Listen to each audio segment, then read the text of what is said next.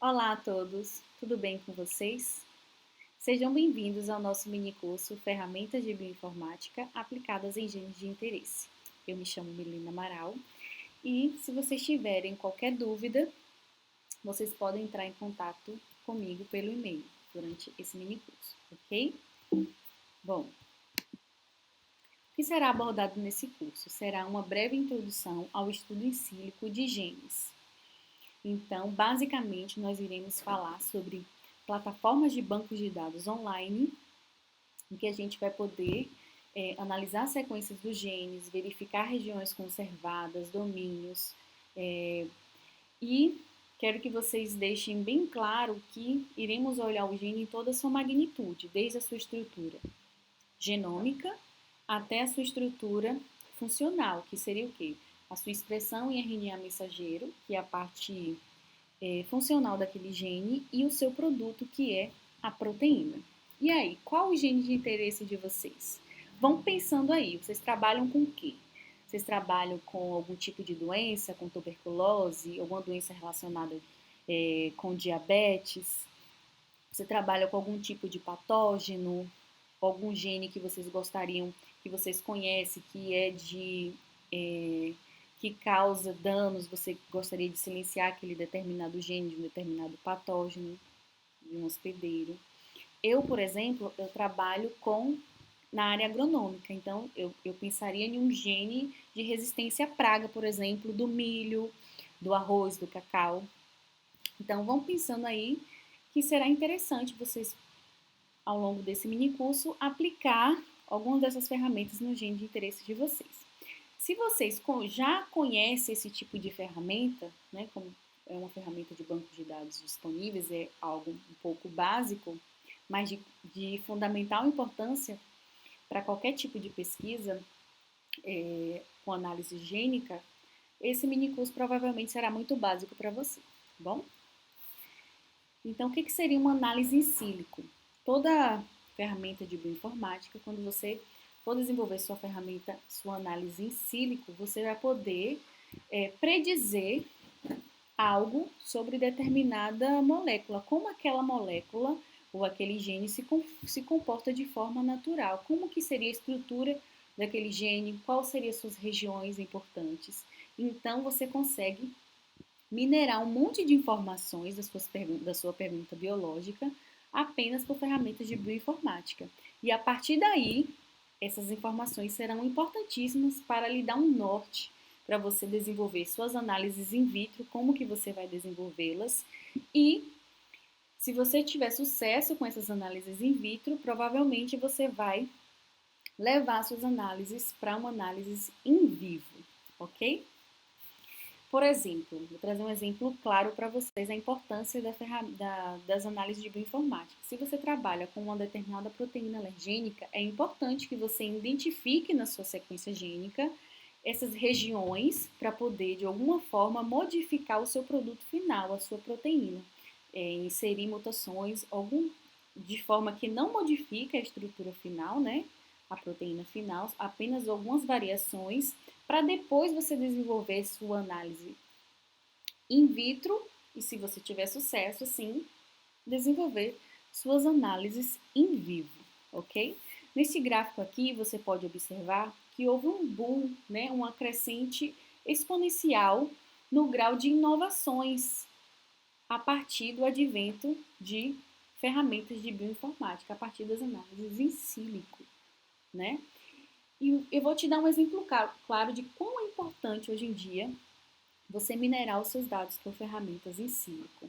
Por exemplo, você descobre nas suas análises provavelmente umas 100 biomoléculas com alto potencial biotecnológico de resistência a alguma determinada doença. Você não vai poder estudar todas as 100. Então, você vai minerar esses dados a partir de ferramentas de bioinformática. E aí você vai conseguir selecionar dentro desse grupo de biomoléculas, de proteínas, algumas que são potenciais alvos biotecnológicos, ok?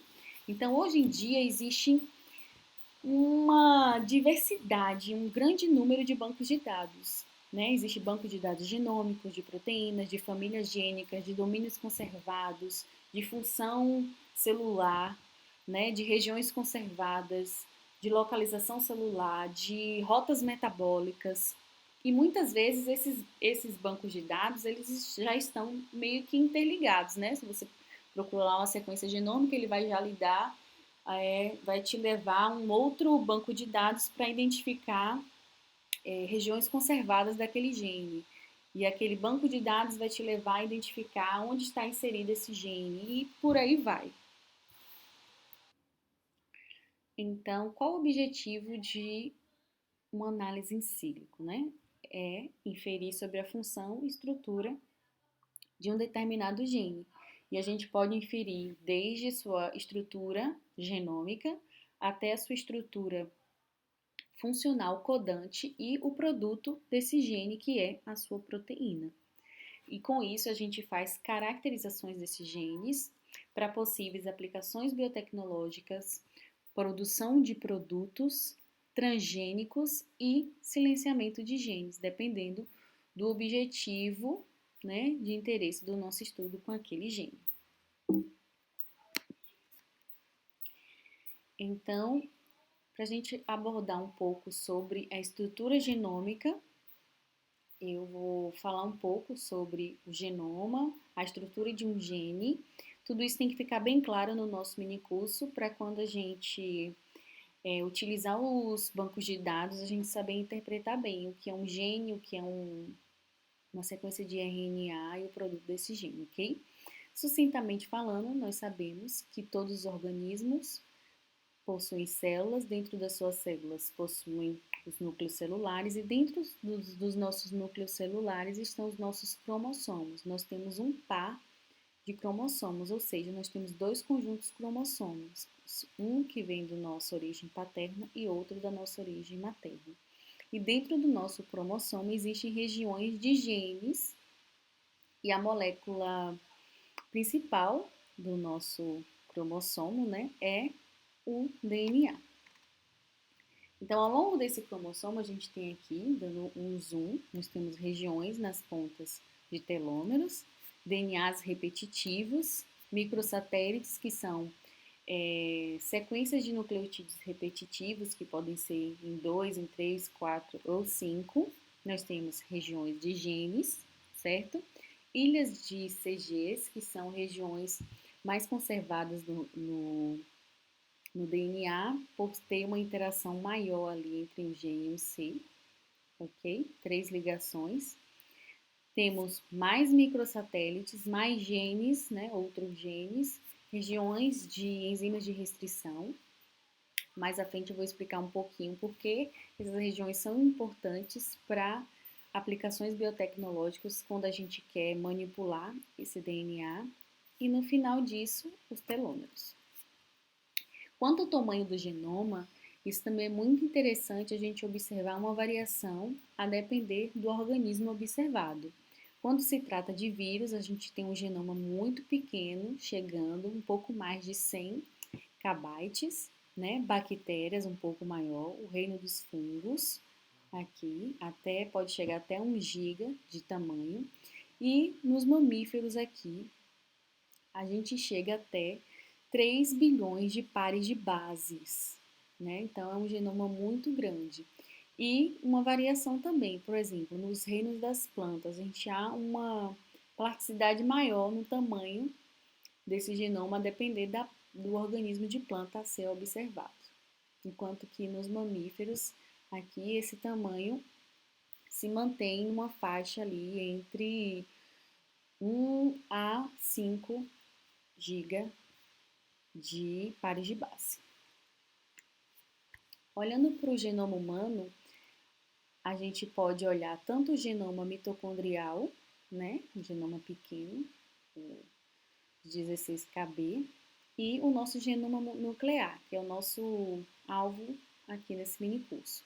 Né? Dentro desse genoma, a gente tem apenas 25% que representam sequências de genes. E dentro desses 25%, apenas 10% é de DNA codificador e os outros 90% não codificador. Então, o que significa isso, né? Dentro desse gene, a gente ainda tem regiões que não são codificantes, que são pseudogênios, fragmentos de genes e, principalmente, os introns e regiões não traduzidas, que são aquelas regiões 5' UTR e 3' UTR. Mais na frente, a gente vai mostrar a estrutura de um gene.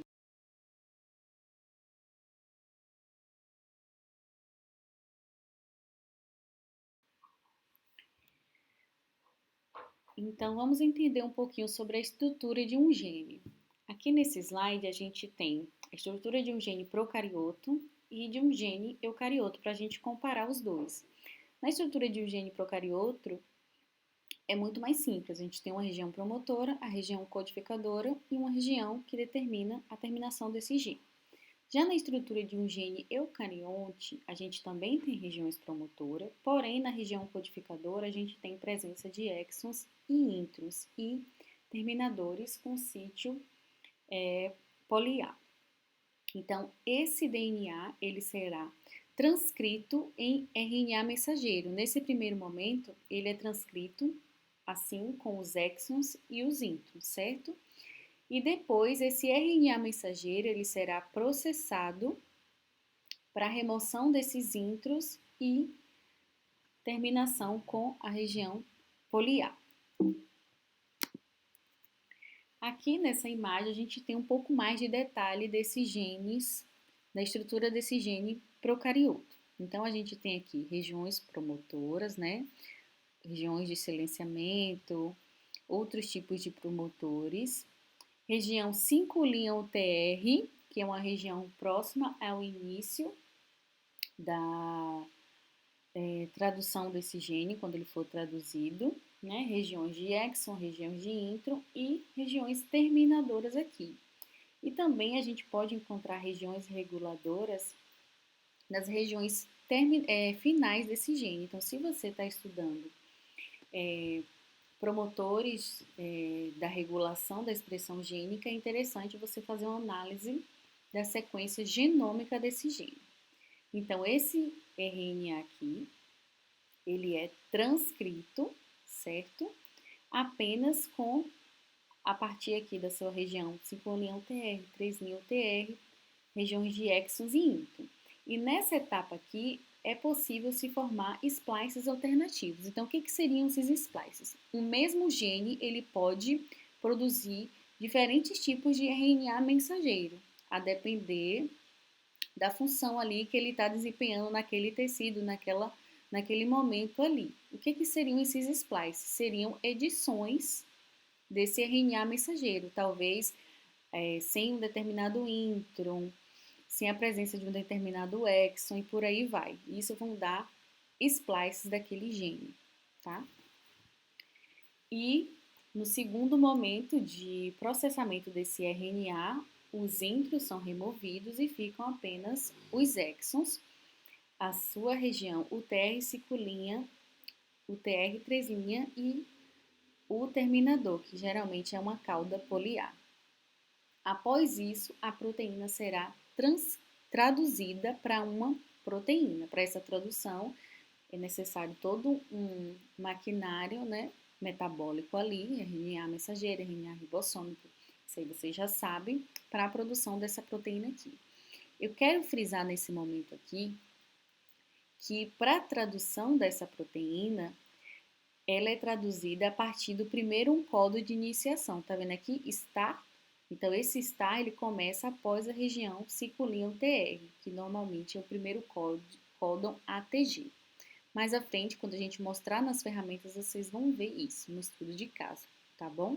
Então, gravem bem essa estrutura gênica aqui, porque quando a gente precisar de uma estrutura CDS, que seria apenas exatamente a região que vai codificar a proteína, essa região CDS ela não vai ter essas pontas aqui, ok? Apenas a região de fato onde começa a leitura para a produção do primeiro aminoácido até o último aminoácido para a produção aqui da proteína, tá bom?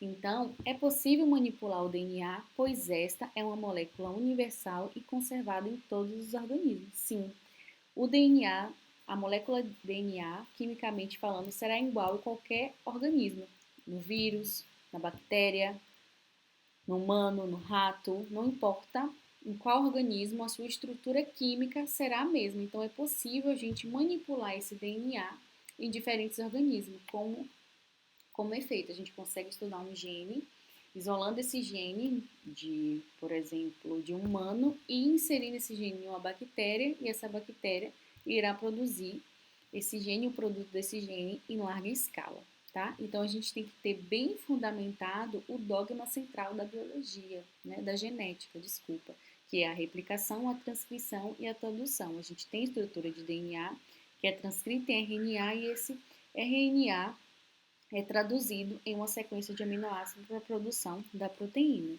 Então, os cientistas passaram a se perguntar: será que o material genético e o processo de expressão podem ser manipulados? A gente sabe que sim, a depender do objetivo que a gente quer com o estudo daquele gene, certo?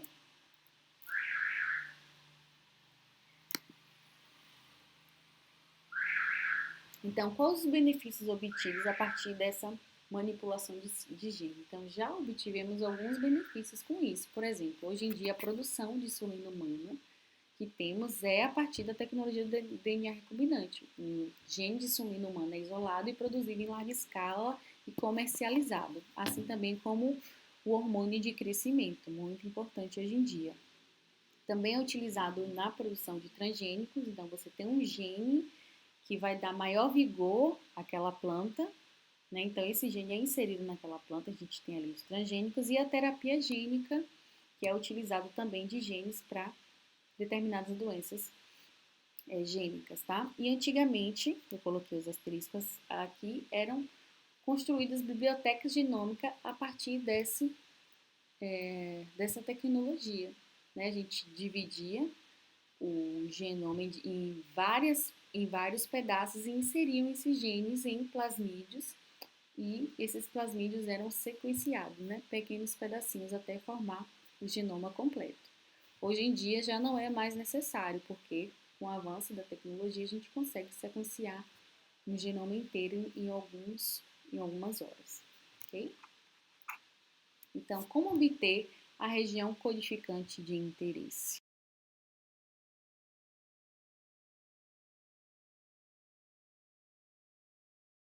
Então, a gente vai falar um pouquinho agora de um estudo de caso a partir de um gene de tripsina do cacau, uma proteína de resistência da planta ao patógeno. Então, a gente vai utilizar o banco de dados do NCBI, aqui é a plataforma do banco de dados, então você tem diferentes recursos aqui, literatura, genes homólogos, mapas, relações de genes na medicina, domínios e estrutura, DNA e RNA, alguns softwares aqui também, tá? A gente vai ter a ferramenta do BLAST, do PubMed, quando você quer buscar artigos relacionados àquele seu gene de interesse, nucleotídeos ou sequências genômicas, presença de SNPs, né? Variações ali em diferentes organismos do mesmo gene, banco de ligantes, proteínas, entre outros. Então, a gente vai, coloca o nome do nosso gene de interesse na busca, né? Inibidor de tripsina do cacau. E aqui a gente tinha selecionado previamente o STI, porque já se sabia que esse gene ele foi expresso numa biblioteca de interação do Theobroma cacau com Moniliófita perniciosa, ou seja, o cacau expressou de forma significativa esse gene quando em contato com o Moniliófita. Então, a partir dessas informações, a gente entende que é um gene interessante para se estudar em relação à defesa da planta, tá? Então, a gente faz essa busca e aqui a gente encontra a sequência desse gene no formato FASTA, aqui embaixo. Tá vendo aqui? Então, a gente copia essa sequência para futuras análises em outras plataformas, tá bom? E é interessante falar para vocês também que é possível vocês encontrar famílias multigênicas. O que seria isso? você vai ter um determinado gene em diferentes cópias no genoma. Não quer dizer que seja a mesma cópia, mas ele está repetidamente dentro do genoma, com algumas possivelmente variações evolutivas ali, mas que representam uma mesma função, tá? Como é o caso do inibidor de tripsina do cacau. Então, a gente vai identificar ali, deixa eu voltar aqui para explicar para vocês. Aqui é uma sequência de mRNA. Vocês já entenderam que é um mRNA, né? Depois do processamento, ele sempre vai ter aquela região 5' UTR e 3' UTR. Porém, eu preciso identificar a minha ORF de leitura. O que seria uma ORF? Seria exatamente onde se inicia a produção da proteína, o primeiro códon de iniciação, que é um ATG até onde seria o códon de terminação, que a gente chama de stop códon, tá? Então, eu peço que vocês olhem aqui para essa região onde mostra o primeiro ATG. Como a gente está mostrando aqui uma sequência de RNA, a gente entende como AUG, tá bom? Mas dentro dos bancos de dados, a gente não vai encontrar a sequência de RNA, e sim a sua sequência de DNA referência, entendeu? Se a gente tem um ATG no RNA, a gente vai ter um AUG no RNA, a gente vai ter um ATG no DNA. Então, ele encontra o primeiro ATG e insere a primeira metionina da sequência de aminoácidos. E assim, a cada trinca será um códon para um determinado aminoácido, tá?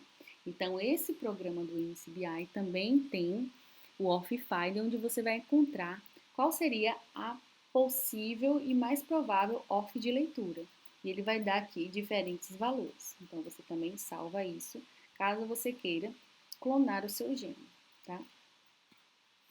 Também será possível fazer um BLAST. O que é um BLAST? É um método heurístico que vai buscar no banco de dados outras sequências semelhantes à sequência do gene que você está estudando.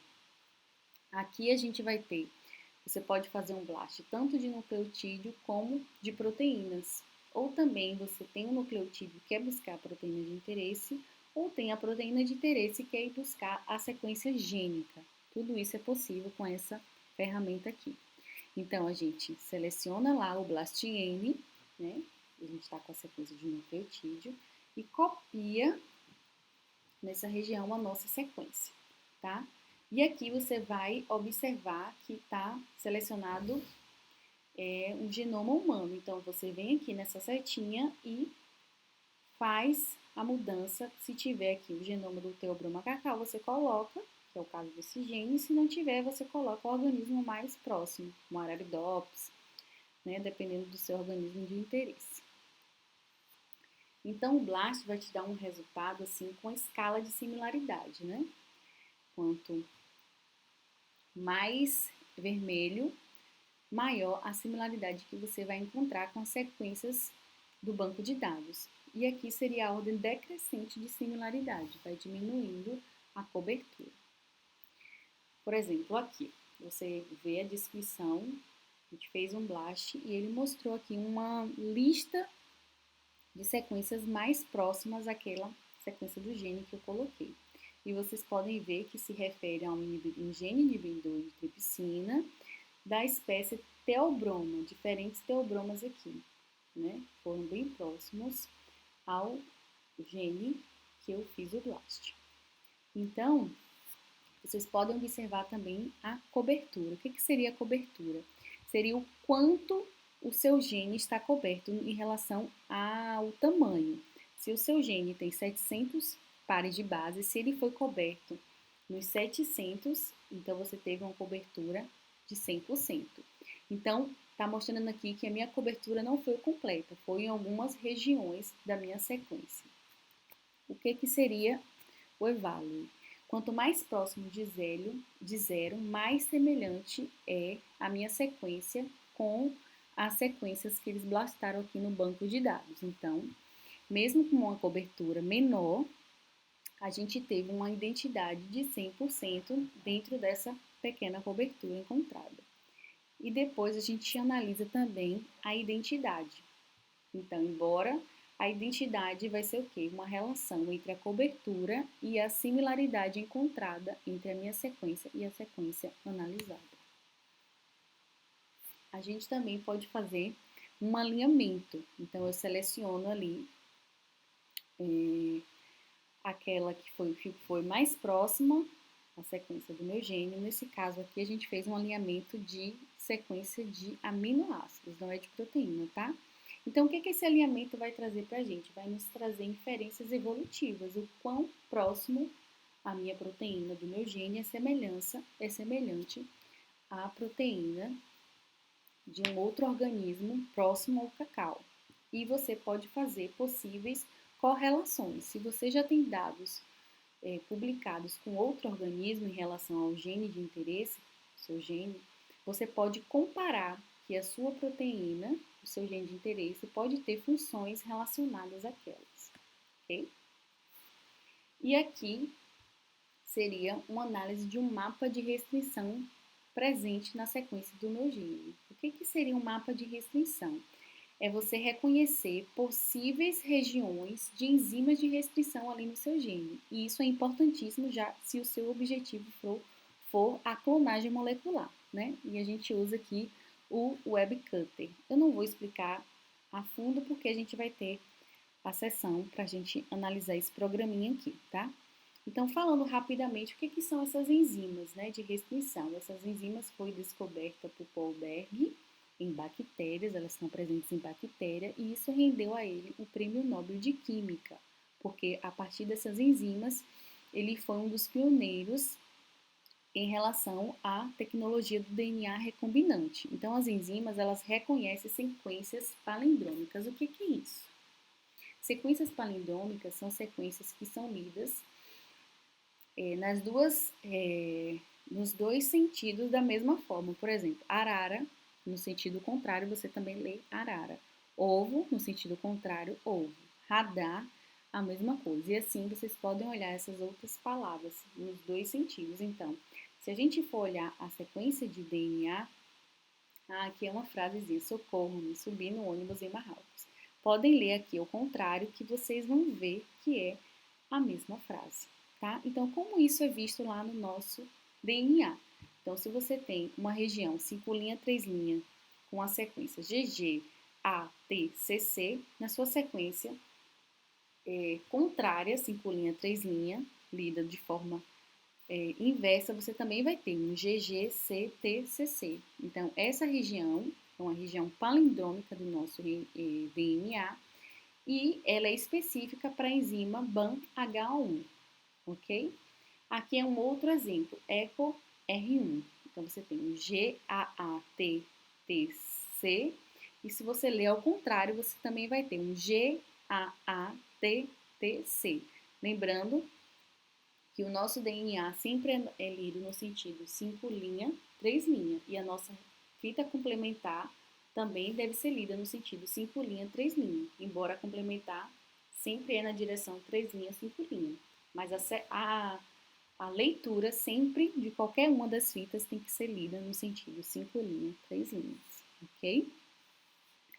E é mais interessante para fazer uma recombinação quando você encontra regiões coesivas. O que é isso? Você encontra lá uma região palindrômica e a sua enzima vai cortar em uma região específica entre um G e um A, como é no caso dessa primeira enzima aqui, e vai lhe dar extremidades coesivas, ou seja, vai deixar livre um TTAA, TTAA, a mesma coisa na sua outra sequência. E isso é possível fazer recombinações. Então, quando essas extremidades se encontrarem novamente, a gente consegue fazer uma recombinação, inserir outros genes ali.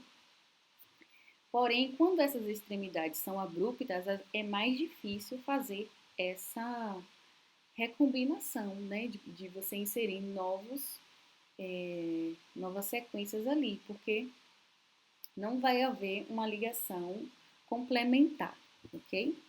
Então, pensando numa enzima que corta regiões abruptas, a gente consegue aqui, ó, rapidamente mostrando para vocês, a gente tem um plasmídio.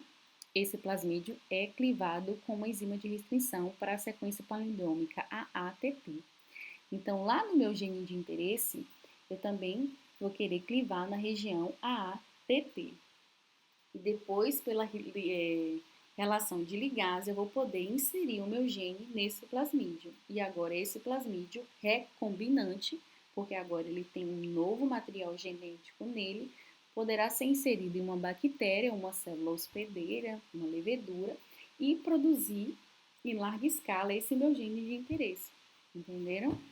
Então, voltando aqui no mapa de restrição, a importância disso. Se eu quero clonar o meu gene, eu tenho que encontrar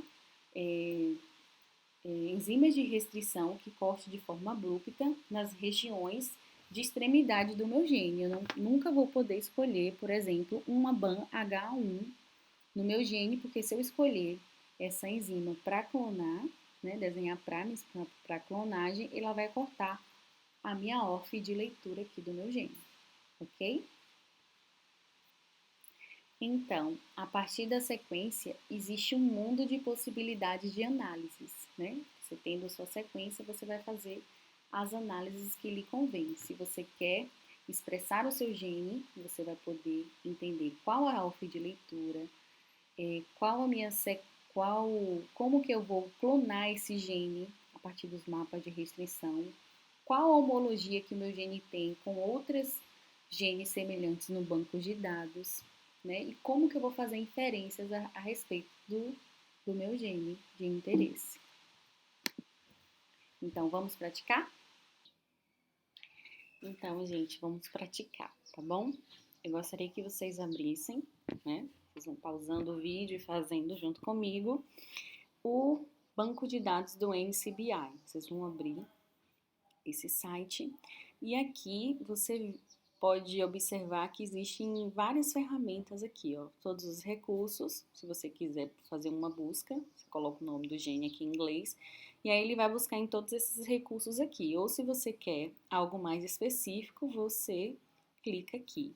Lado de cá são os recursos mais populares, né? O PubMed, que é um banco de publicações de artigos científicos, então eu acredito que tudo se começa por aqui, né?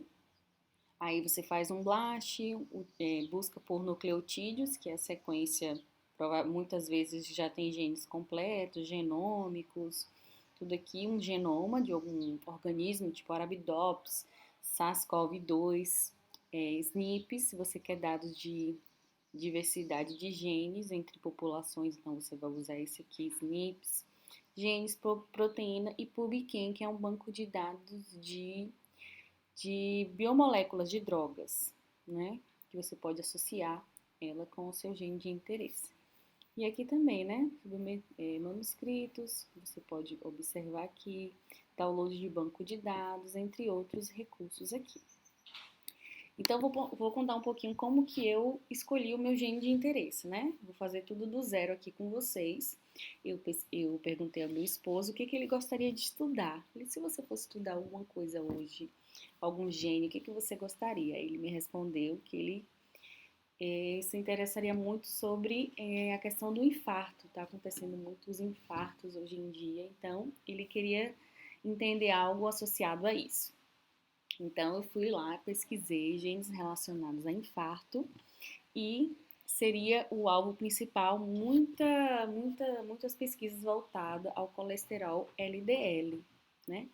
Então, o que eu vou olhar sobre o colesterol LDL? O que pode regular o colesterol LDL?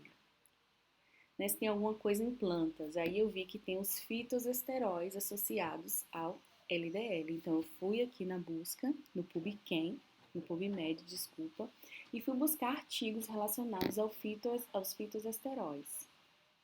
E aí eu falei, onde é que eu vou buscar? No arroz, na cenoura? Aí eu botei arroz, rice. E aí me apareceu um gene que é o HMG-CoA redutase, né? É um dos genes associados à rota metabólica dos fitoesteróis. Então, eu escolhi o meu gene de interesse, né? Que é o principal gene que regula esse fitoesterol, que já tem várias pesquisas associadas que ele consegue reduzir ou regular o LDL em humanos, ok? Então, a gente vem aqui, eu poderia pesquisar tudo associado a esse gene, aí eu venho aqui e posso também fazer minha busca selecionando alguns desses itens aqui. Então, eu poderia selecionar nucleotídeo, mas eu vou aqui em gene, tá bom? Que é uma abordagem muito maior. Eu vou encontrar dados tanto genômicos como de mRNA. E aí a gente faz uma busca. Então, aqui ele já mostra um quadradinho de informações, né? Vejam informações para esse gene aqui em Bolstaros, que é um sapo, Cucumis melo, melão, Oryza latipes, né? Arabidopsis italiana, Glycine-max, que é a soja, entre outros. Ele vai mostrar aqui alguns organismos na minha busca, né? E se vocês olharem aqui, ó, tem mostrando o nome do gene aqui em inglês, a sua identificação, tá vendo? Aqui em Arabidopsis italiana, né? Aqui em Homo sapiens, tá vendo? Esse gene também é presente em humanos. Aqui ratos, na Drosophila, e aí por aí vai. Porém, eu quero ver se tem esse gene no arroz. Então, eu vou escrever aqui rice. Vou fazer uma busca. Ótimo. Então, eu encontrei aqui 1, 2, 3, 4, 5, 6 buscas com essa palavra-chave aqui para esse gene, né?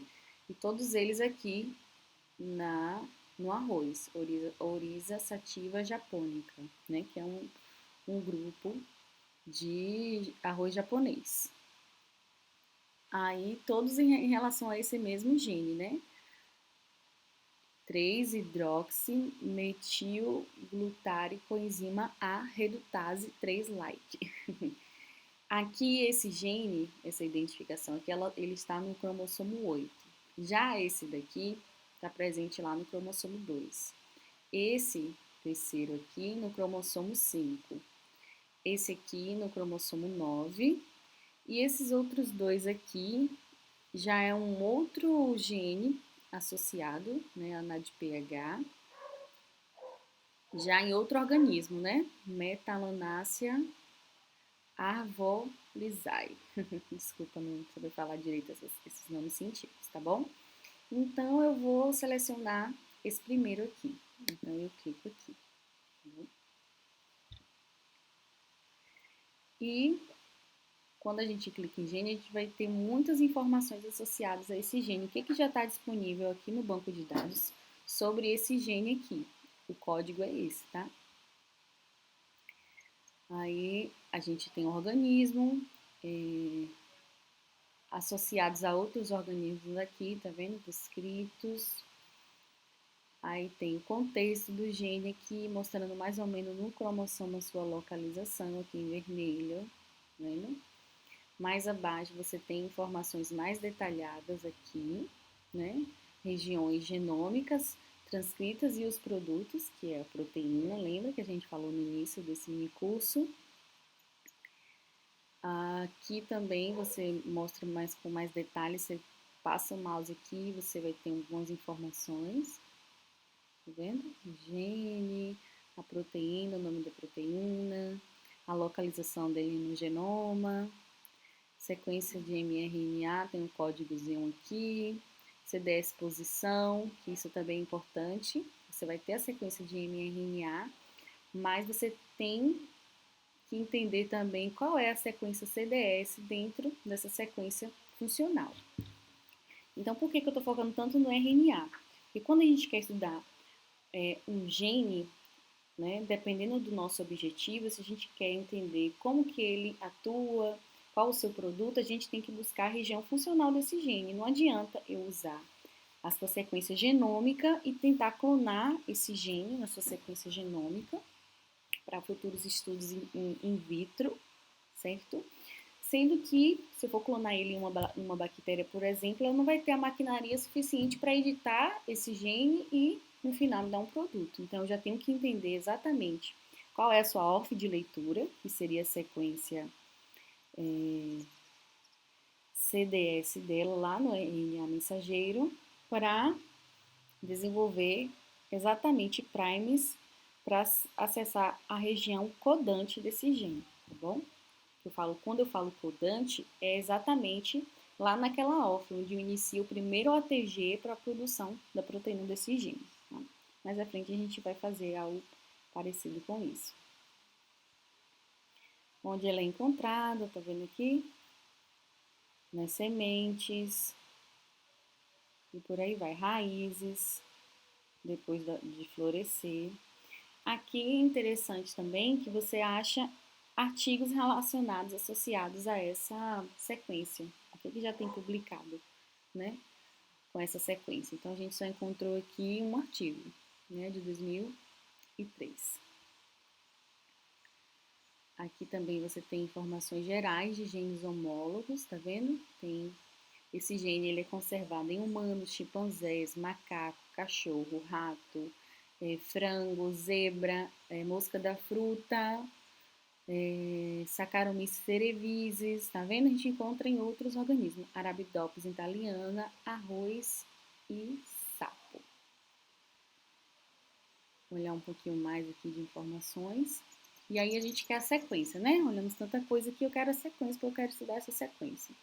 Aí aqui a gente tem a sequência genômica, tá? Então, se você quer obter essa sequência, você clica aqui em FASTA, mas eu quero a sequência já processada desse gene, que seria mRNA e proteína. Se você quer a sequência FASTA do mRNA, é esse primeiro aqui e o seu produto XP, a proteína dele, tá bom? E finalizamos. Então, eu vou clicar aqui.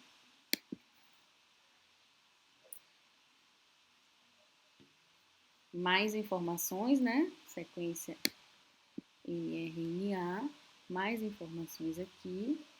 Aí aqui ele já me dá, tá vendo? Qual seria a sequência proteica transcrita, produzida nessa sequência aqui, e aqui a sequência de nucleotídeos. Então eu venho aqui em FASTA. Então, eu aconselho vocês a copiar a sequência de interesse de vocês e copiar e colar em um arquivo. Vocês podem colar arquivo Word ou arquivo bloco de notas e deixa lá guardada para a gente poder utilizar essa sequência para fazer outras análises, tá bom? E também vocês copiem a sequência também da proteína. Aqui eu já poderia fazer um blast, já diretamente aqui, tá vendo? Como eu falei que tem muita coisa interligada. Diretamente aqui eu já poderia fazer um blast para vocês verem qual a homologia dessa sequência com outras sequências desse gene disponível aqui nesse banco de dados, tá?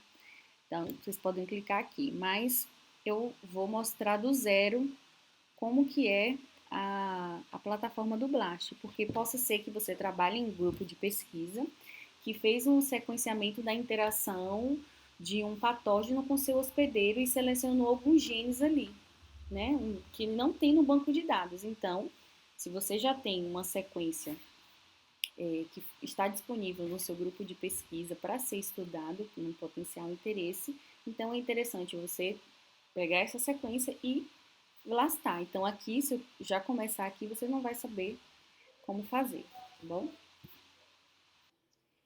Então, a gente vai fazer um blast dessa sequência aqui para a gente ver a semelhança, similaridade com outras sequências no banco de dados. Então, vamos lá.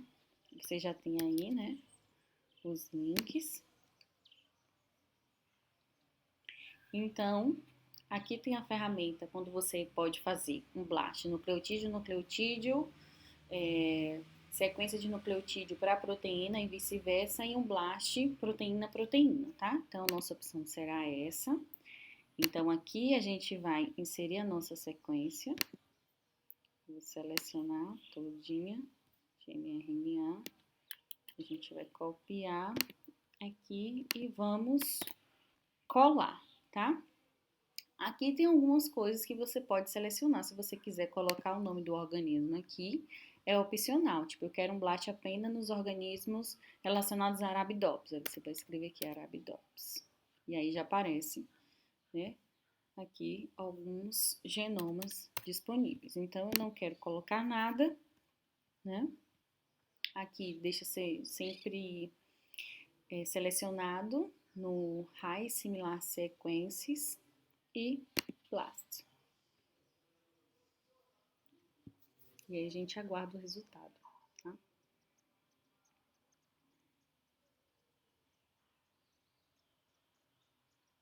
Pronto.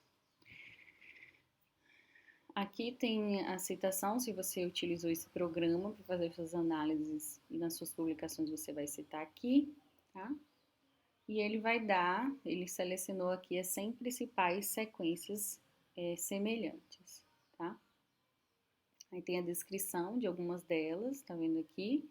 E ela vai fazer um blast primeiramente com a sequência que é a principal, né? Que é essa daqui, que foi a sequência que a gente selecionou. Aí tem um max de scores aqui, o score total, a cobertura de 100%, então deu um eval de similaridade de 100%, e o percentual de identidade também. E o acesso aqui, se a gente quiser acessar essa sequência, que é a nossa, né, que a gente copiou lá, colou. E aqui com outras, tá vendo? Oryza sativa jaspônica, aqui é uma variedade de capim, que eu já olhei, todos aqui associados, né, às 100 sequências. E aqui você pode olhar também o gráfico. Aí nesse gráfico é interessante que você vê a cobertura, né, desde o primeiro até 2500, tá vendo aqui? Já a partir dessas sequências aqui, a gente tem uma cobertura a partir dessa região aqui, tá vendo? Essa também, a partir dessa região, termina aqui e por aí vai, né? Em relação à similaridade nessa sequência da cobertura. Em vermelho, porque sempre tem um score maior que 200. Aqui a gente consegue visualizar a nossa sequência alinhada com as sequências do banco de dados. Tá vendo aqui? A gente consegue observar esses alinhamentos aqui. E as regiões que teve uma pequena variação. Tá vendo aqui? Tudo isso para a gente poder observar. Aqui você pode variar como que você quer fazer o alinhamento. A gente sempre escolhe esse primeiro, né, de par a par. Você também pode selecionar essa opção aqui, CDS, que seria que é interessante que você vê exatamente onde que está o início da OFN aqui na sua sequência de mRNA, tá vendo? E aí ele mostra o alinhamento exatamente de uma com a outra, né, os aminoácidos. Tá vendo aqui? E aqui já é a região final, né, stop codon aqui do CDS. Continua o alinhamento com o restante da sua sequência de RNA mensageiro. Aí, para esse alinhamento aqui não foi possível observar, região CDS. Agora, para esse aqui, tá vendo? Oryza sativa japônica, para essa sequência depositada, você consegue observar, porém, com uma diferençazinha aqui, tá vendo? Ok. Você também pode ver aqui a questão taxonômica, né? Monocotiledôneas e as descrições aqui ao lado. Aqui, se a gente clicar em organismos, ele vai separar as sequências por organismo. Por exemplo, ele encontrou essas sequências aqui para Oryza sativa japônica. Essas outras sequências aqui para Oryza sativa índica, né? Rice, e por aí vai. Então, separa por grupos. Aqui, ó, encontrou esse tanto de sequência aqui para o trigo. Tá vendo? E por aí vai. E seleção por taxonomia, né? Em relação ao grupo. Dentro de arroz, Oryza sativa, dentro desse grupo aqui, quem está descrito, dentro desse grupo, e por aí vai. E tem uma maior classificação taxonômica aqui. Ok? Então, a gente volta aqui para a descrição. Então, se você quer fazer um alinhamento, uma análise melhor da sua sequência com essa sequência de interesse, você pode aqui estar acessando essas sequências e selecionando né, organizando essas sequências aqui semelhantes para depois fazer uma análise filogenética, fazer uma árvore filogenética depois, tá bom? Agora a gente vai encontrar a nossa ORF. Então, vocês vão clicar e vão escrever ORF ainda. Que também é uma ferramenta no NCBI, tá bom? E aqui a gente vai colar a nossa sequência de nucleotídeo no formato FASTA. E aqui tem alguns parâmetros, né? Eles vão te dar aqui o mínimo do tamanho da sua ORF, 75. Só que 75 é uma ORF muito pequena, então a gente vai ter muitos resultados aqui. Então eu gosto de selecionar uma ORF até de 150, vai ser o tamanho mínimo. Aqui você também pode selecionar com base em que você quer associar a sua ORF, né? Então, eles têm vários de genomas mitocondriais aqui também, tá vendo? Cloroplastos e por aí vai. Então, a gente vai manter esse primeiro aqui.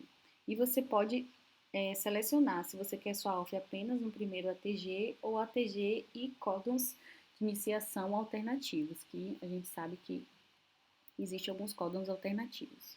E se você quer códons antissenso, no sentido contrário também dessa sequência. Então, eu seleciono aqui apenas o ATG, que é a minha sequência de referência genômica é essa. Então, eu não quero olhar no seu códon alternativo, tá? Antissenso. E a gente vai em submete. Aí ele já está dizendo aqui que encontrou 7 possíveis ORFs. E o legal aqui é que ele vai mostrar o gráfico, tá vendo?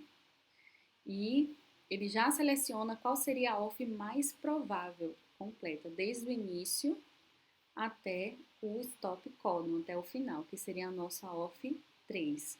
E se você for observar as outras ORF, ORF 2, ORF 4, ORF 5, ORF 1, elas não condizem, são ORFs muito pequenas, né? Encontrou o primeiro ATG e um códon final aqui. Então, são ORFs muito pequenas que não condizem com a estrutura desse gene, né, com a realidade descrita desse gene, do tamanho desse gene. E essa ORF3 aqui, ela cobre muito bem a representatividade do nosso gene de interesse. Então, aqui você tem a sequência dessa ORF de aminoácidos aqui, tá vendo? E aqui você pode ir selecionando a sequência de nucleotídeo, tá vendo? Primeiro ATG, até o stop códon, TAG, tá vendo? CDS, ele já vai te dar informação da sequência de nucleotídeo com os seus respectivos aminoácidos associados, tá vendo? É interessante também você avaliar. Então, aqui é só você agora selecionar, copiar e colar a sua ORF dentro desse seu gene. Porque isso é interessante, porque se você quer clonar esse gene, você vai ter que desenhar primers específicos que vão anelar e vai te dar apenas a sua ORF de leitura, né? Você vai desprezar o que está antes e depois dessa ORF para clonagem, tá bom?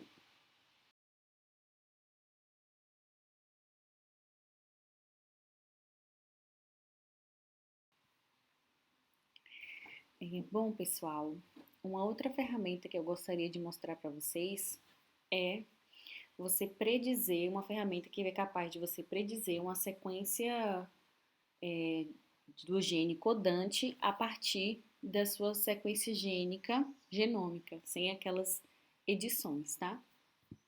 Então, nesse caso desse gene que a gente fez a busca aqui no banco de dados, vocês podem observar que ele já está bem anotado. A gente já tem a sequência genômica dele, já sabe a sequência do RNA mensageiro, já descobrimos a ORF, a sequência da proteína. Então, nessas anotações, essas informações já estão disponíveis. Então, vamos dizer que você, dentro do seu grupo de pesquisa, vocês fizeram um sequenciamento de alguns genes de uma determinada variedade que ainda não está descrita nos bancos de dados. Então, para esse gene, você quer agora identificar a sequência codante desse gene para você poder estudar ele in vitro, tá bom? Não é nesse caso, é só e uma outra opção de análise de bioinformática, tá? Então, eu vou mostrar para vocês dois programinhas, que é o GenScan. Então, vocês vão abrir aí no computador de vocês depois. E o Augustus, tá? Vamos por partes. Então, aqui no GenScan, você tem a opção aqui de selecionar o organismo, né? Como no meu caso, do meu gene que eu selecionei, é um gene de planta, então eu poderia selecionar aqui Arabidopsis, né? Aqui, para ele predizer com a minha sequência gênica, se eu quero que ele fale apenas sobre a sequência de peptídeos ou a sequência CDS de peptídeos. Então, eu seleciono essa opção, eu posso escrever aqui o nome do gene, se eu quiser, opcional, e colo a minha sequência gênica, ou seja, nessa sequência genômica eu vou ter tanto sequências de exons e de intros, região de circulinho TR e entre outras. E eu venho aqui e run. Então, aqui ele já me dá um gráfico com algumas informações, né? A quantidade de pares de base, a quantidade de CGs, certo? A matriz que eu usei, ou seja, o genoma de referência que eu usei para identificar a minha sequência codante foi Arabidopsis. Ele aqui vai predizer genes, os exons, né, dessa sequência. E aqui ele vai me dar a sequência que o programa prediz, tanto de sequência de peptídeos, 310 aminoácidos, como a sequência CDS, 933 pares de base, tá aqui, tá bom? Ah, na verdade ele deu duas opções, ó. Tá vendo? Essa foi a primeira opção que ele encontrou, uma possível sequência para esse gene na sua estrutura genômica. E aqui é uma segunda opção, tá vendo aqui? Opção 2, tanto o peptídeo como o CDS2. Então, como que eu deveria dar continuidade para saber qual dessas duas sequências preditas seria a mais provável para o gene que eu estou estudando, né? O gene codante. É só vocês copiarem aqui a sequência do gene, tanto uma como a outra, e fazer um blast. E aí, por homologia, né, vocês vão entender qual seria a sequência mais provável, a sequência codante mais provável desse gene. E vocês já aprenderam anteriormente como fazer um blast, tá bom? Agora a gente vai usar o Augustus. Aqui está o Augustus, você já tem um link aí. Aqui a gente também seleciona o organismo, já no Augusto tem uma infinidade maior de organismos disponíveis, né? Se você trabalha com plantas, tá aqui algumas plantas que eu posso usar como genoma de referência. Fungos, tá vendo aqui? Alguns fungos também, bactérias, arqueobactérias, animais, tá vendo aqui? Então eu vou escolher Arabidopsis thaliana. Ah, tem um ouriça aqui, já que o meu gene é de arroz, eu vou usar esse daqui como base, tá bom? Aqui você vai botar ambos, porque ele pode reconhecer nossa sequência tanto na sequência complementar, né? 5' 3' na sua complementar. E eu vou colocar aqui um baixo nível de alternativos, de transcritos alternativos, para ele não poder predizer um monte de cópias, só as mais prováveis mesmos, tá bom? E aí é só eu colar aqui a minha sequência genômica com exons e intros e run. E aqui ele também dá algumas informações desse gene, tá vendo? Ele dá as regiões, onde que está a posição de intro, CDS, exon, o stop codon, né? Então, é bem interessante em relação à descrição. Aí aqui ele vai dar a sequência do RNA mensageiro, que é essa daqui, e aqui abaixo a sequência da possível proteína a partir desse gene. Deixa eu ver se ele também colocou duas opções possíveis de transcritos para esse gene. A mesma coisa aqui, tá vendo? Essa. E essa seria a sua proteína correspondente. E para checar, é só você copiar essa sequência e fazer um blast. tá bom? E aí, com essa análise de similaridade entre as sequências e sequências já depositadas nos bancos de dados, você consegue determinar qual seria a sequência do gene codante mais provável. E aí você vai buscar a ORF e tudo mais, poder aplicar todas as outras ferramentas que a gente vai aprender daqui para frente, tá bom? Ótimo, então eu vou fechar aqui. E agora eu abri aqui outra ferramenta que é para a gente descobrir agora um mapa de enzimas de restrição. Mais uma vez, eu trouxe duas opções. Existem várias opções aí disponíveis e as que eu vou recomendar para vocês são essas duas. Esse daqui, o Sequence Extractor, e esse daqui, tá bom? Vamos trabalhar com cada um. Já nessa ferramenta, eu não vou colar aqui uma sequência genômica com os exons e intros. Eu vou escolher analisar a minha sequência já codante, que seria do RNA mensageiro. Então, eu volto aqui no banco de dados do NCBI. Se você já copiou e colou essa sua sequência num bloco de notas, fica bem mais fácil, tá? Para não precisar ficar voltando toda hora no site. Eu venho aqui na minha sequência de RNA mensageiro, sequência FASTA.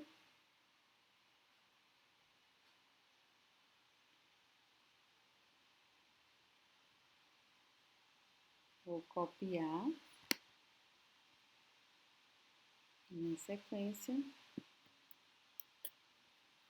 e vou colar aqui nesse primeiro bloco, tá? Esse programinha aqui, ele já vai te dar algumas opções de primers comerciais de alguns plasmídios, já presentes em alguns plasmídios, que já servem como primers diagnósticos de clonagem, tá? Então, eles também identificam se na sua sequência você encontra um anelamento com esses primers. Se sim, você não tem como utilizar esses primers para diagnóstico de clonagem, tá? Mas isso aqui é opcional, vocês podem tirar aqui, não vai ter diferença nenhuma, né? Aqui, enzimas de restrições comum e o tipo de gene é linear. Se fosse bacteriano, seria circular, tá bom? E aí a gente submete. E aqui, ó, vocês podem observar as regiões onde existem afinidade para a atuação dessas enzimas de restrição aqui, tá vendo? E ao mesmo tempo ele te dá a sua sequência gênica, né, a sua fita complementar aqui embaixo em cinza e os possíveis nucleotídeos dessa sequência. Nucleotídeos não, desculpa, aminoácidos. Porém, esse programa ele não vai identificar a sua ORF aqui. Ele vai identificar a primeira trinca e vai colocar qual seria o possível aminoácido daquela primeira trinca aqui, né, os 3 nucleotídeos. Então, você já fez a sua análise de identificação de ORF, então você manualmente vai identificar a partir de que posição está a sua ORF. Vamos dizer que a minha ORF ela inicia aqui no 120. Então, eu vou lá e marco aqui. Claro que você não vai marcar no programa, você vai copiar essas informações e colar num documento Word e fazer essas marcações com outras análises que você já fez, tá bom? Então, você vai ter que olhar se essas enzimas cortam dentro do seu gene, você vai ter que eliminá-las, você não vai poder utilizar essas enzimas. Então, lá no final, você encontra uma tabela de enzimas.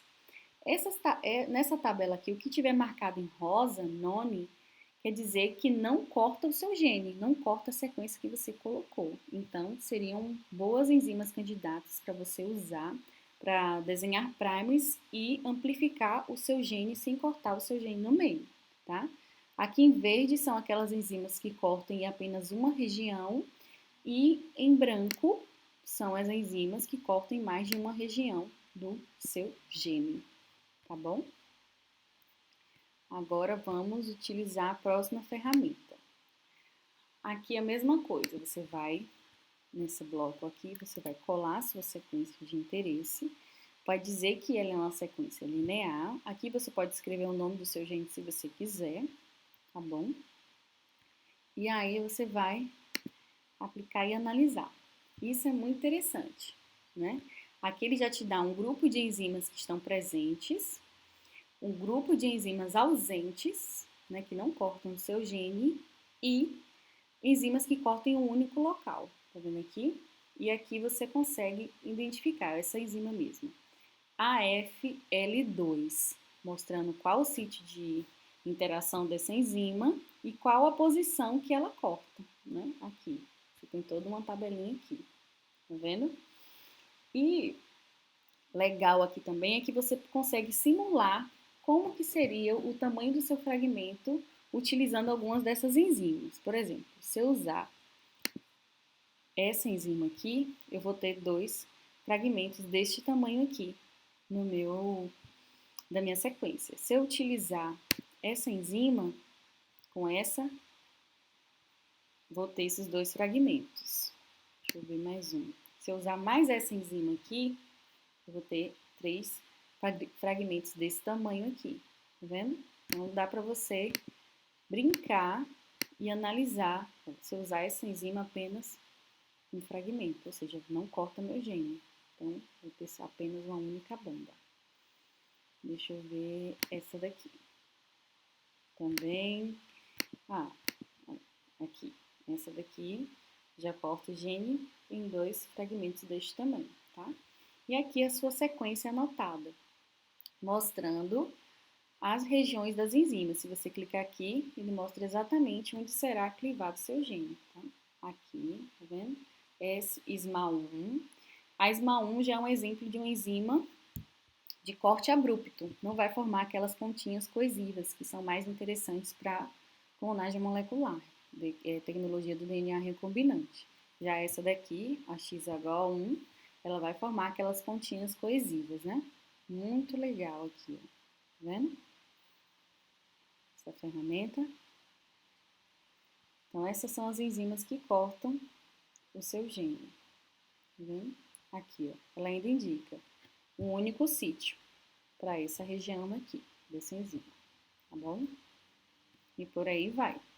Então, você identificando a ORF é muito interessante. Por exemplo, minha ORF começa por aqui. Então, talvez eu possa até usar algumas dessas enzimas aqui, já que elas não vão cortar a minha ORF, a XH1, embora ela corte a sequência do DNA, mas não vai ser na minha ORF de leitura, que é onde eu quero preservar para fazer a clonagem molecular. Tá bom? Então é isso.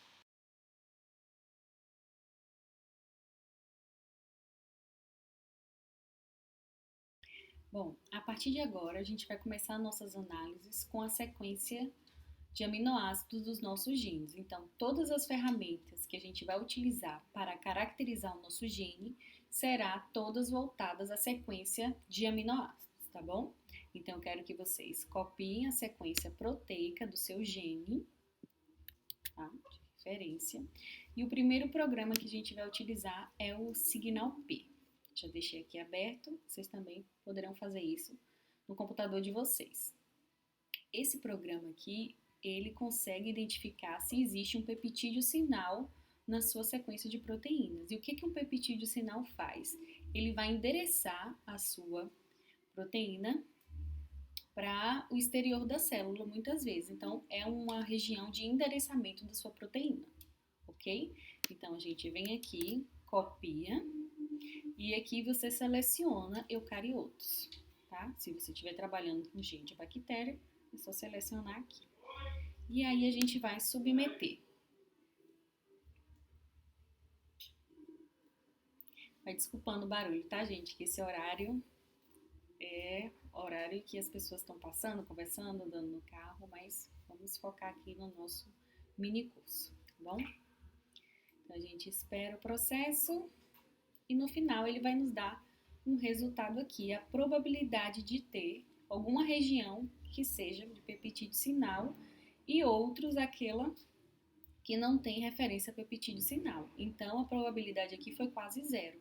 Então, essa proteína que eu estou estudando, esse gene, não tem peptídeo sinal. E quase 100% mostrando que ele tem outros tipos de estrutura, mas não peptídeo de endereçamento. E geralmente o peptídeo sinal sempre vai estar no início, né, nas sequências iniciais da sua proteína, tá bom? E nesse gráfico, se tivesse um peptídeo sinal, você conseguiria ver um pico elevado aqui acima do threshold para a região que ele caracterizar como peptídeo sinal, tá bom? Então vamos agora para o nosso próximo programinha. Agora a gente vai identificar sítios de glicosilação na nossa proteína. Qual a importância disso? Se a gente entende que a nossa proteína, o nosso gene de estudo, sofre modificações pós-traducionais, ele vai ter muitos sítios de glicosilação, fosforilação, entre outros. Então a gente vai olhar agora os possíveis sítios de glicosilação da nossa proteína, mostrando que ela pode ter modificações pós-traducionais a partir desses sítios. Tá? Então a gente vem aqui no programa NET-N-Glic, vocês também vão abrir aí, copia a sequência da proteína de vocês, né? Vocês podem olhar com calma os detalhes aqui descritos e submeter.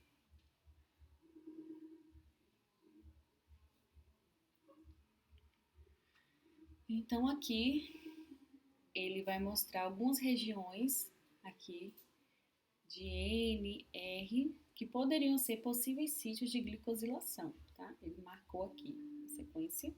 E aqui os possíveis sítios, né? Tem 2 aqui. Só que a gente tem que analisar também o gráfico, o quanto que esses sítios aqui têm potencial para ser um sítio de glicosilação.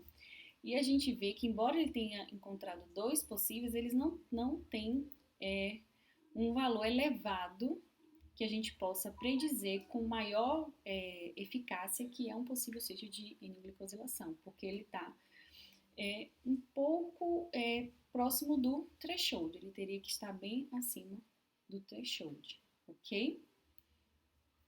Agora a gente vai analisar possíveis sítios de fosforilação. Então vocês vão abrir aí no computador de vocês o NET-FOS 3.1 serve.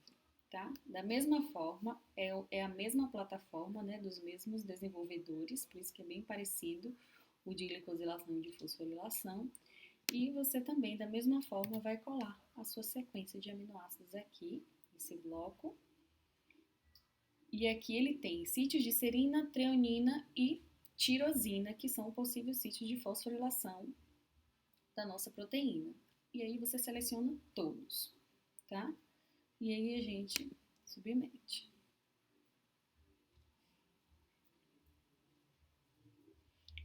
Aqui ele vai mostrar onde está o trecho que ele encontrou um sítio de fosforilação na sua sequência de aminoácidos, tá? E as enzimas que podem estar atuando aqui, a probabilidade dessas enzimas estarem atuando para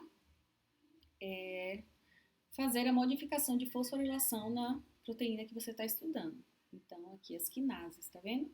Então, ele apontou um sítio, mas é mais provável que quem esteja atuando aqui seja uma CDC2, tá bom? Aí ele coloca aqui. Isso ao longo de todos os sítios de fosforilação que ele encontrou. Por exemplo, nesse sítio aqui, ele coloca valores, né, de probabilidade que a atuação nesse sítio aqui encontrado seja por dessas 4 enzimas aqui, tá bom? E por aí vocês vão analisando ao longo da sequência da sua proteína. E lá no final, ele vai mostrar um gráfico. Nossa, muito grande. Aqui mostrando os possíveis trechos de fosforilação, uma serina, uma treonina, uma tirosina, tá vendo aqui no gráfico e aqui na sequência, né, onde seria a localização na sequência, tá? E aqui no gráfico vocês podem ver que muitas dessas regiões aqui têm picos muito elevados bem acima do threshold, né? Muitas delas. Então, você pode inferir com mais precisão que são sim sítios de fosforilação. Embora, o que eu posso concluir até agora desse gene que eu estou estudando, né? Que ele, embora não tenha possíveis sítios de N-glicosilação, ele é um gene que produz uma proteína que tem vários sítios para potenciais modificações por fosforilação, tá bom?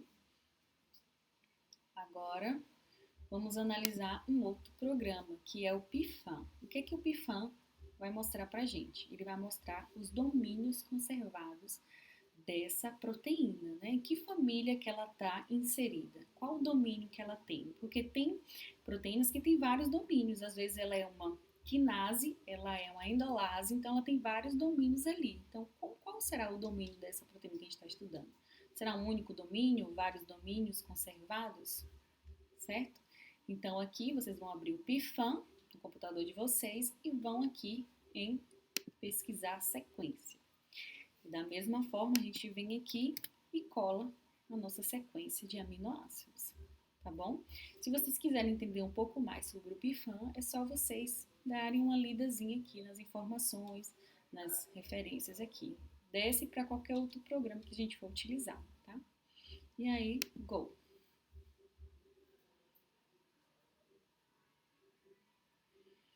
Pronto. Então, ele já mostrou que esse gene que a gente está estudando, ele é da família HMG-CoA redutase, tá vendo? É uma coenzima A redutase.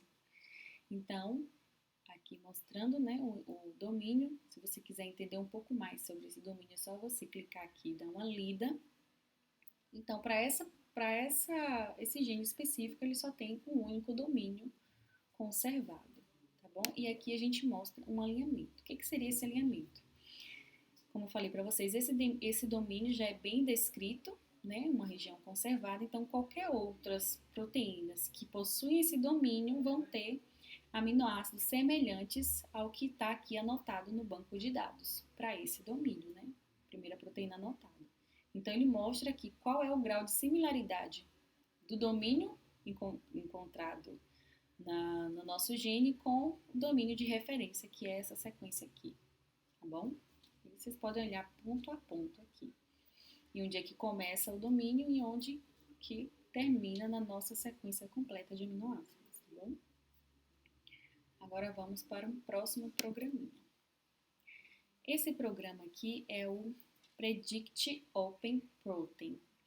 Esse programa ele vai poder nos dar bastante informações sobre localização celular, possível localização celular, que esse gene, né, acumula na célula, qual a função desse gene, né, qual a rota metabólica que ele pode estar associado, qual a sua estrutura secundária, né, por quê? Qual a importância de a gente entender as estruturas secundárias de uma proteína? A gente pode entender como é que ela interage, né, dependendo da sua estrutura, da sua localização e a sua função celular. Então, da mesma forma, a gente vem aqui nesse quadradinho e vamos copiar a nossa sequência de aminoácidos. E aí a gente vai em Predict Protein.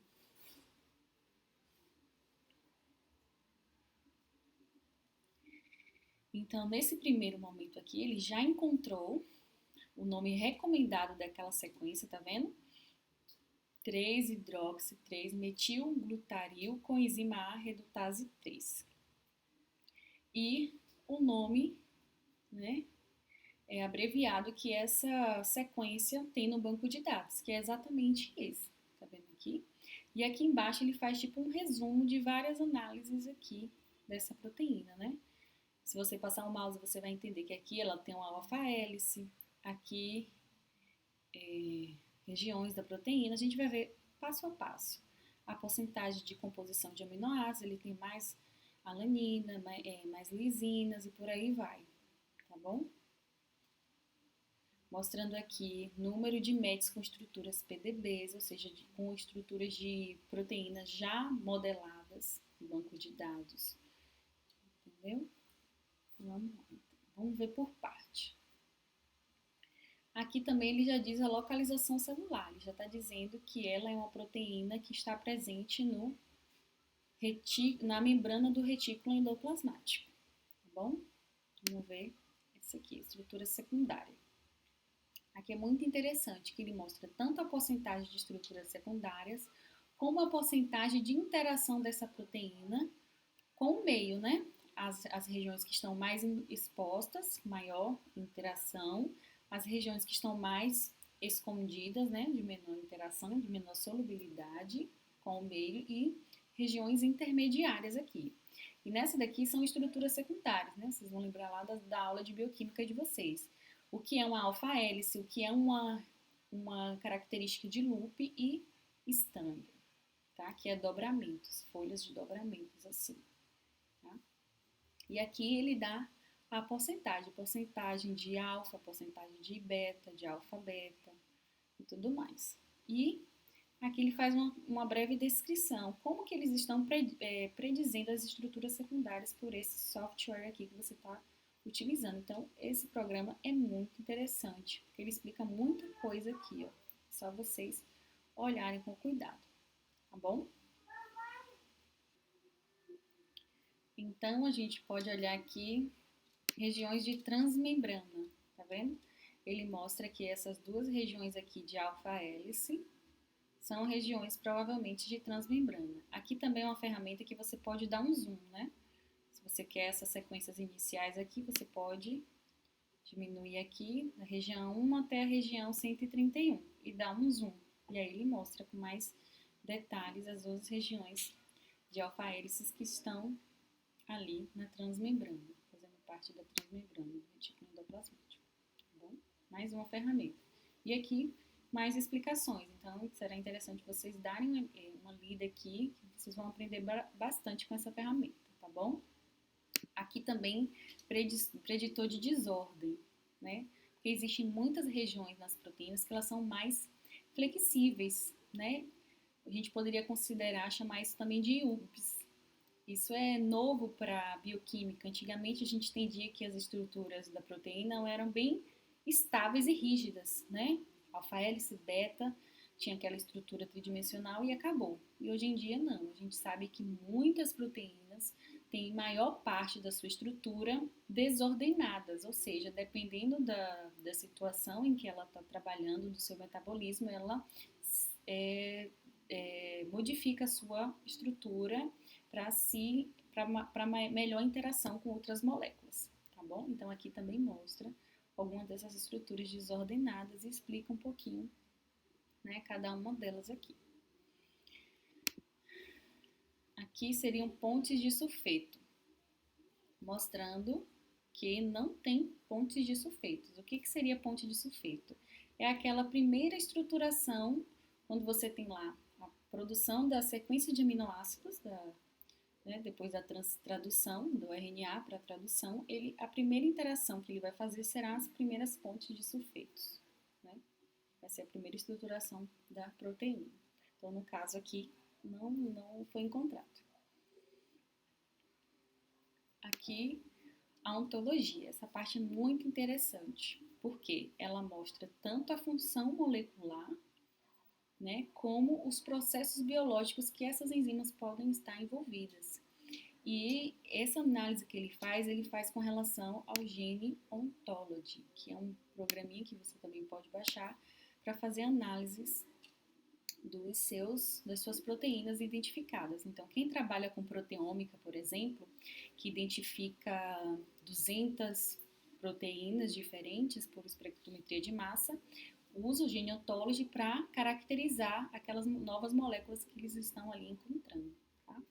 Então, isso é bem robusto. Então, função molecular, ela é uma proteína de ligação, ela é uma CoA redutase, tá vendo a atividade aqui, entre outras aqui descritas. Aí você pode clicar aqui e entender o que está relacionado com essas atividades aqui, né, que são praticamente a mesma coisa. E os processos biológicos ali envolvidos. Eles estão envolvidos no metabolismo da coenzima A, no processo de biossíntese dos isoprenoides, na oxidação, redução de oxidação, nos processos dos esteróis. Lembra que esse gene ele está ali no metabolismo dos fitoesteróis, que eu escolhi porque estão associados à diminuição do LDH, do colesterol. Aí tem outras, olha, ó, processo de biossíntese do colesterol, tá vendo? E várias outras aqui, ó, migração celular, desenvolvimento embriônico, Então, vários processos aqui envolvidos relacionados com esse nosso gene de interesse. Então, você já consegue ali descrever alguma coisa sobre o seu gene apenas por ferramentas in silico.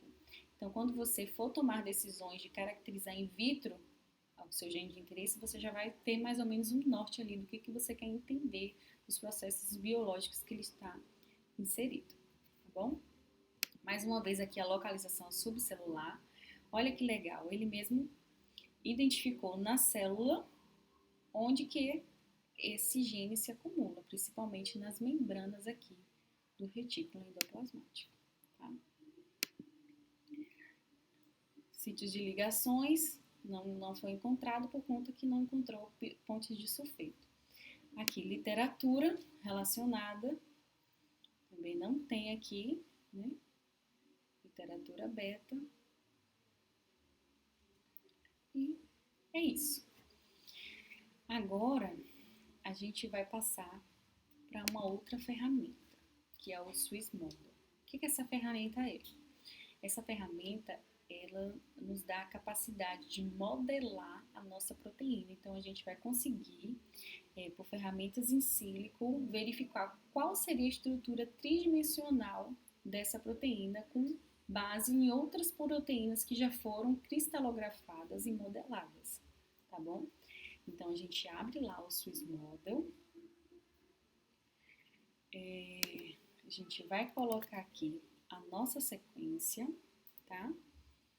Ele já vai marcando aqui algumas coisas, tá?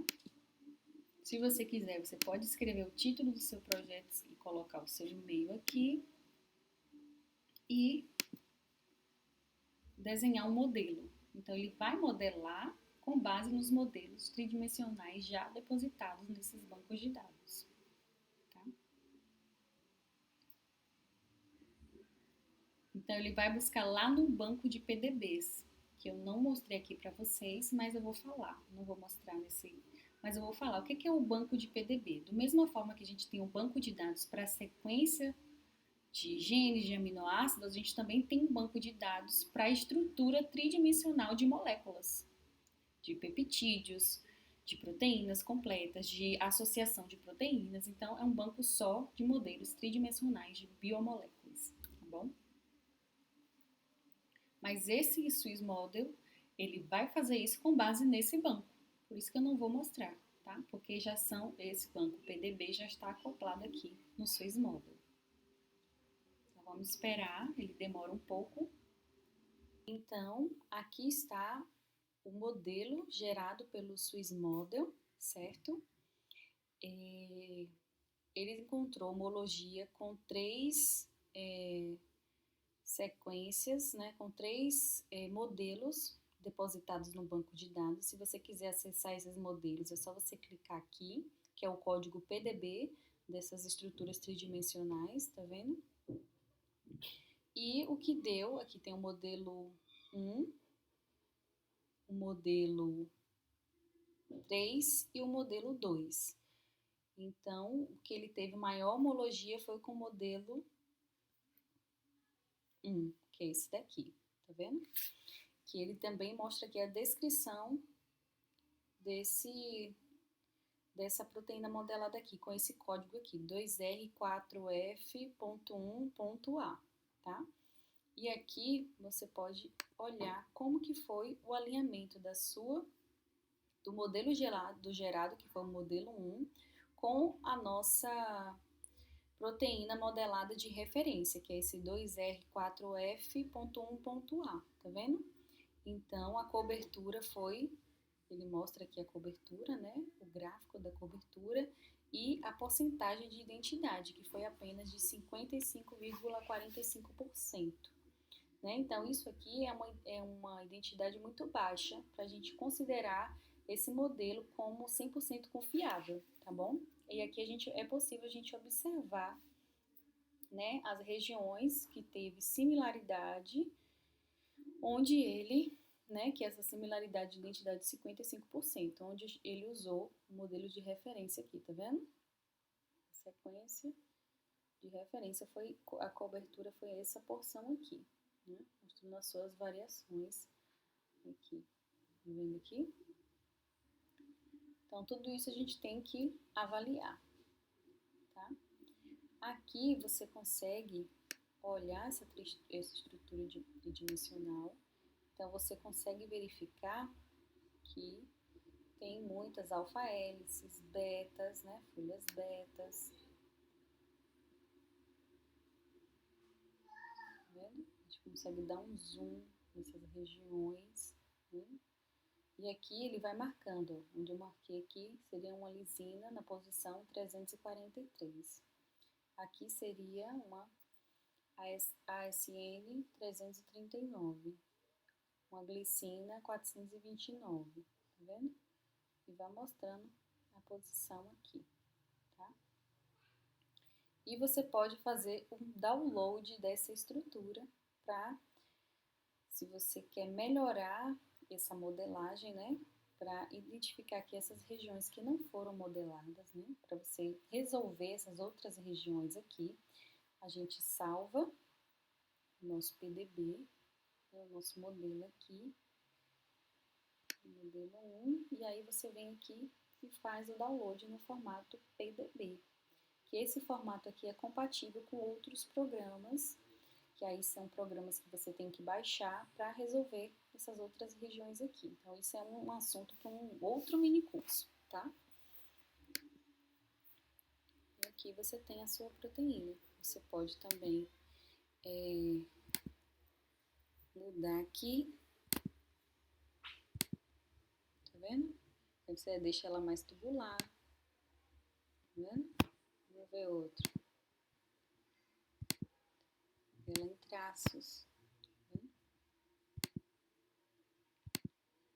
Linhas, que a gente consegue ver as moléculazinhas, né? A estrutura das moléculas.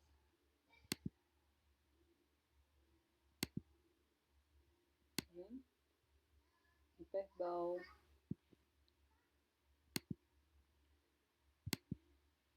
Olha essa.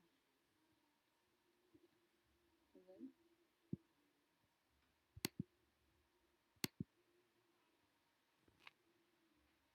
Olha essa que interessante. Como que seria a superfície dessa... Eu vou diminuir um pouco o zoom. Como que seria a superfície dessa estrutura, né? Interação de superfície. Interessante também.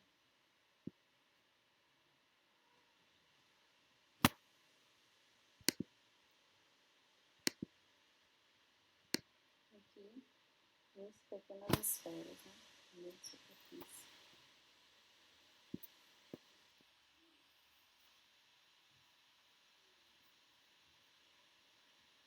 Aqui também tem outros gráficos, né, de comparação.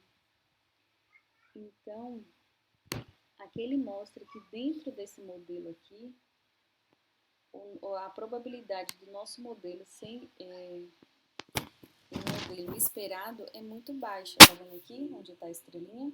Para ele ser um modelo mais aceitável, ele tinha que estar com o valor aqui menor desse score e próximo dessa região mais cinza, né? Cinza mais escuro aqui, tá bom?